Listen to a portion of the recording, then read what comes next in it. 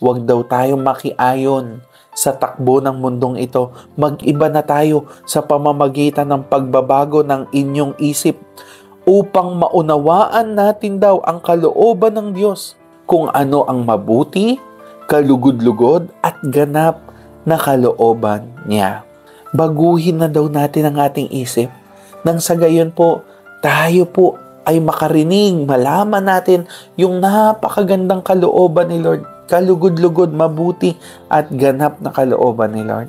Ipasakop natin ang ating isip sa Panginoon. Magbago na tayo. Unahin natin dito. At if we surrender our minds and our heart to God, maririnig po natin ang direksyon ng Diyos.